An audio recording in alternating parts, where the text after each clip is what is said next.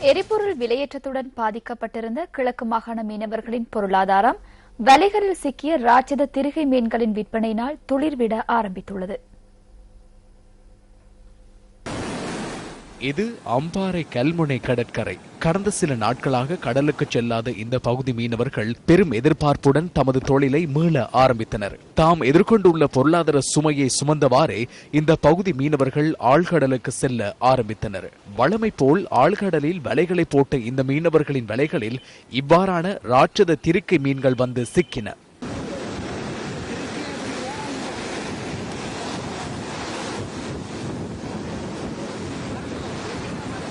இந்த மீன்கள் ஒவ்வொன்றும் 1000 தொடக்கம் 1500 கிலோகிராம் வரை எடையுடையன.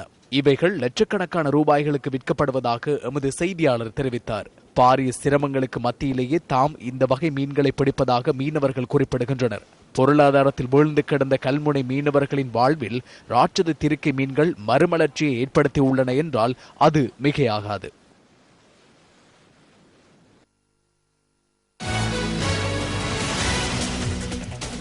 இருமொழி தேர்ச்சியை மேம்படுத்தும் 5000 மொழி சங்கங்களை அமைக்கும் திட்டம் நாடளாவிய ரீதியில் முன்னெடுக்கப்பட்டுள்ளது என தேசிய மொழிகள் மற்றும் சமூக நல்லிணக்க அமைச்சு அறிவித்துள்ளது. இதன் முதற்கட்டத்தில் 1000 மொழி சங்கங்கள் நிறுவப்பட்டுள்ளதாக அமைச்சின் செயலாளர் மல்காந்தி விக்ரமசிங்க கூறியுள்ளார். கிராமிய மட்டத்தில் இந்த சங்கங்கள் அமைக்கப்பட்டு வருகின்றன.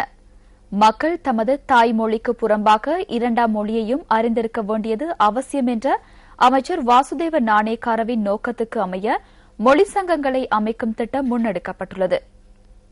கிராமங்கள் தோறும் ஸ்தாபிக்கப்படும் மொழி சங்கங்கள் ஊடாக சமூக நல்லிணக்க அமைச்சின் ஆசிரியர்கள் 6 மாதங்களில் 2 மொழிகளிலும் பேசுவதற்கான பயிற்சிகளை வழங்கி வருவதாக சமூக நல்லிணக்க அமைச்சின் செயலாளர் கூறியுள்ளார். தமிழ் மக்கள் சிங்கள மொழியையும் சிங்கள மக்கள் தமிழ் மொழியையும் கற்பதன் மூலம் இனங்களுக்கிடையிலான நல்லிணக்கத்தை அதிகரிக்க முடியும் என அவர் நம்பிக்கை வெளியிட்டுள்ளார்.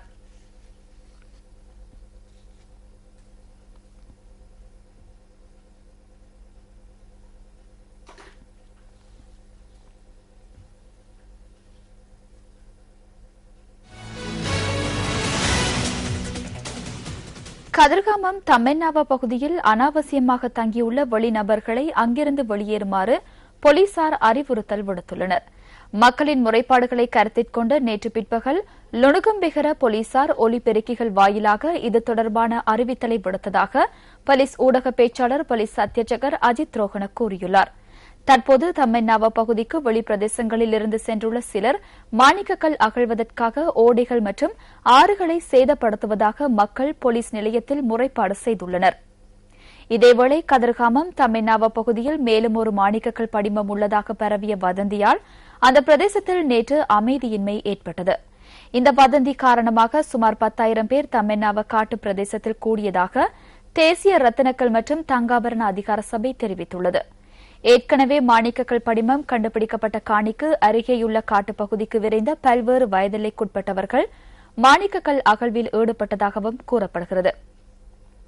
தம்மென்னாவா பிரதேசத்தில் மாணிக்கக்கல் படிமம் கண்டுபிடிக்கப்பட்ட காணி 27 கோடி ரூபாவுக்கு மேற்பட்ட தொகைக்கு நேற்று முன்தினம் ஏலத்தில் விற்கப்பட்ட நிலையில் புதிய வதந்தி பரவியுள்ளமை குறிப்பிடத்தக்கது. மாரவில நாத்தாண்டிய பகுதியில் ஒருவர் சுட்டுக் கொல்லப்பட்டுள்ளார். இன்று காலை 6 மணிக்கும் 6:30க்கும் இடைப்பட்ட காலத்தில் இந்த கொலை சம்பவம் இடம்பெற்றிருக்கலாம் என சந்தேகிக்கப்படுவதாக போலீஸ் ஊடக பேச்சாளர் போலீஸ் அத்தியட்சகர் அஜித் ரோஹன தெரிவித்துள்ளார்.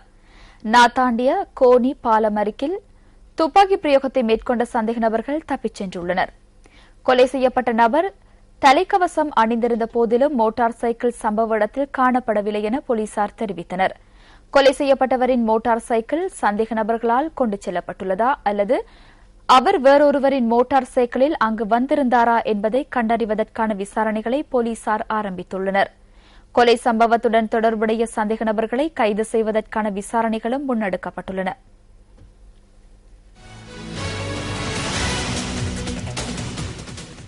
நியூஸ் ஃபர்ஸ்டின் வீக்கெண்ட் பிரதான செய்திகளில் தொடர்வது சக்தியின் தேடலில்.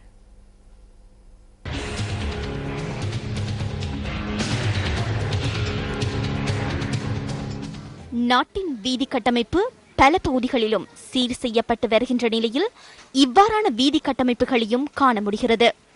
மட்டக்களப்பு மாவட்டத்தின் மண்முனை தென் எருவிற்பற்று பிரதேச சபைக்குட்பட்ட களுவாஞ்சிக்குடி சக்தி இல்ல வீதியே இவ்வாறு காட்சியளிக்கின்றது. இந்த வீதி கடந்த பல வருடங்களாக சேதமடைந்து காணப்படுவதனால் தாம் பல்வேறு போக்குவரத்து பிரச்சினைகளை எதிர்கொள்வதாக மக்கள் சுட்டிக்காட்டுகின்றனர்.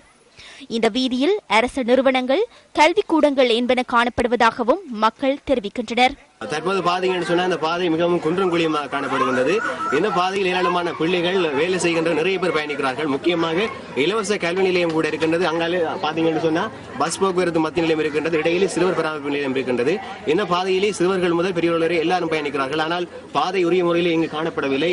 மிக குன்றும் குழியுமாக காணப்படுகின்றது. எனவே உரிய அதிகாரிகள் இந்த பாதையை செப்பனிட்டு திருத்தி தந்தீங்கன்னு சொன்னா எல்லாருக்கும் மிக உதவியா இருக்கும் சொல்லி கேட்டுக்கொள்ளுங்க. இந்த வீதியின் நிலை தொடர்பில் அதிகாரிகளிடம் அறிவித்தும் இதுவரையில் தீர்வு பெற்றுக் கொடுக்கப்படவில்லை என அவர்கள் தெரிவிக்கின்றனர்.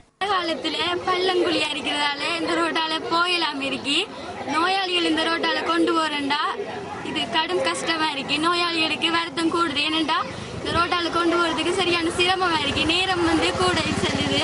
அதுக்கப்புறம் நாங்க இந்த மாணவர் நிலையத்துக்கு கல்வி கற்க வரும்போதும் மாணவர்கள் பெரும் சிரமத்துக்கு உள்ளாகின்றனர். எனவே களுவாஞ்சிக்குடி சக்தி இல்ல வீதியினை புனரமைப்பதற்கான நடவடிக்கைகளை உரிய அதிகாரிகள் மேற்கொள்ள வேண்டும் என பிரதேச மக்கள் கோரிக்கை விடுக்கின்றனர். மண்முனை தென் எருவிற்பற்று பிரதேச சபையின் தலைவரே, இது உங்களின் கவனத்திற்கு.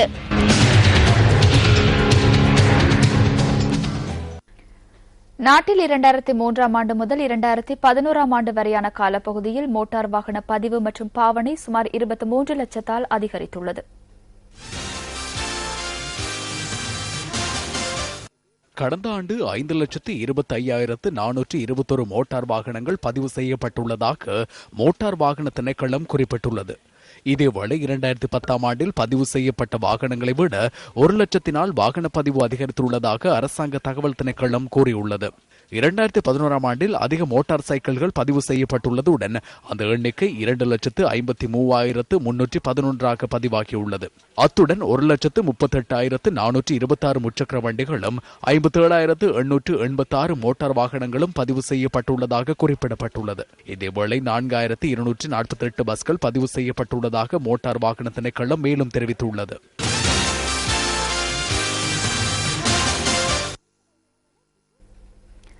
அரசாங்கத்துக்கு ஆதரவு தெரிவித்து நாட்டின் சில பகுதிகளில் இன்று ஆர்ப்பாட்டங்கள் நடத்தப்பட்டன.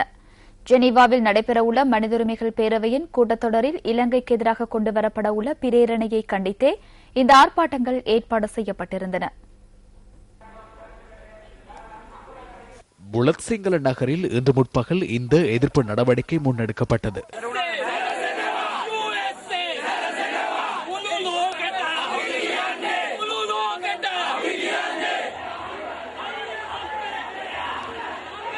ஆர்ப்பாட்டக்காரர்கள் நகரில் பேரணியாக சென்று தமது எதிர்ப்பை வெளிப்படுத்தினர்.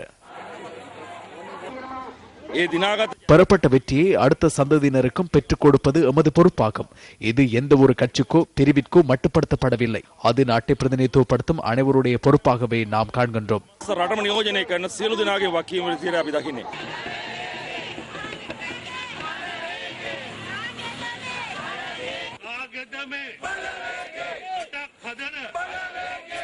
இதேவேளை காலையில் இன்று மற்றுமொரு எதிர்ப்பு நடவடிக்கை முன்னெடுக்கப்பட்டது.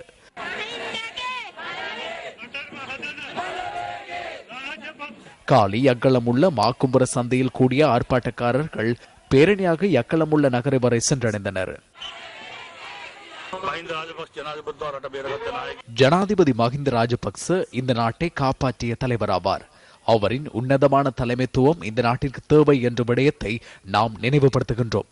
எமது நாட்டை பாதுகாப்பதற்காக நாம் இன்று வீதியில் இறங்கியுள்ளோம் என்பதனை உலக வாழ் மக்களுக்கு அறிவிக்க விரும்புகின்றோம். எதிர்க்கட்சியின் மீதே நாம் குற்றம் சுமத்துகின்றோம். எதிர்க்கட்சியாக வீதியில் இறங்கி போராட்டங்களை நடத்தி நாட்டை சிரமத்திற்கு உள்ளாக்காது ஒன்றிணைவதற்கான காலம் வந்துள்ளது என்பதனை நாம் எதிர்க்கட்சியின் அறிவிக்க விரும்புகின்றோம். பத்தேகம மக்கள் நன்றி மறவாத மக்கள் என்ற வகையில் ஜனாதிபதி மஹிந்த ராஜபக்சவிற்கு ஆதரவு தெரிவிப்பதற்காகவே இன்று வீதியில் இறங்கியுள்ளனர். ஜனாதிபதியை நாம் ஒருபோதும் தண்டனையை அனுபவிக்க தனியாக அனுப்பப் போவதில்லை. அவர் செல்வாரானால் 21 மில்லியனில் 20 மில்லியனையாவது அவருடன் அனுப்புவோம். நாட்டிற்கு எதிரான சக்திகளுக்கு இடமளிக்கப் போவதில்லை.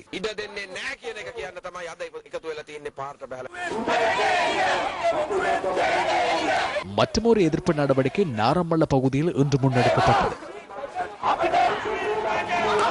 நாரமல்ல பொது விளையாட்டு அரங்கிற்கு அருகில் ஆரம்பமான எதிர்ப்பு பேரணி நாரமல்ல பஸ் தரிப்பிடத்தில் நிறைவு பெற்றது. இந்த சுதந்திரம் எமக்கு பெற்றுக் கொடுக்கப்பட்டுள்ளது. அந்த சுதந்திரம் மீண்டும் புதைந்து போக நாம் இடமளிக்கப் போவதில்லை. நாட்டிற்கு எதிரான எதிரிகள் அணியுடன் ஒன்று சேராது இலங்கையர்கள் என்ற வகையில் தாய் நாட்டிற்காக குரல் எழுப்ப வேண்டும் என நாம் தெளிவாக கூறுகின்றோம்.